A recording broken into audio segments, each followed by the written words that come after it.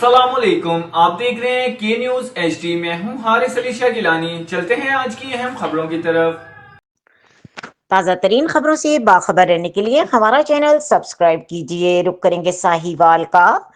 महकमा तहफ़्फ़ुज़ माहौलियात साहिवाल फ़िज़ाई आलूदगी फैलाने वालों का हमनवा बन गया। प्लास्टिक और शॉपर बैग को आग लगाने से रुकवाने की दरखास्त देने पर शहरी को ख्वार करने की पॉलिसी पर कारबंद।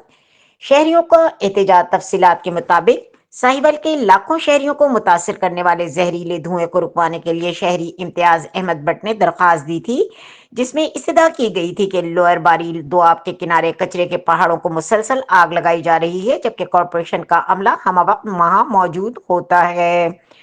कचरे में शॉपर बैग और दीगर अशिया के जलने से मुज़िर सेहत धुएं से शहरी मुतासिर हो रहे हैं।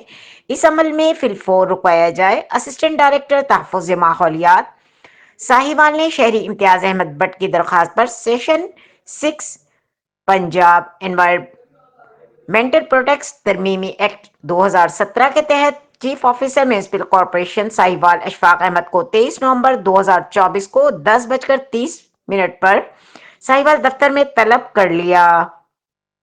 मजीद बना दरखास्त दहंदा को बजरिया व्हाट्सएप इंस्पेक्टर नईमुल हक ने इससे मुत्तला किया। जब मुकर्ररा वक्त पर शहरी दफ्तर पहुंचे तो शेख अशफाक चीफ ऑफिसर वहां मौजूद न थे।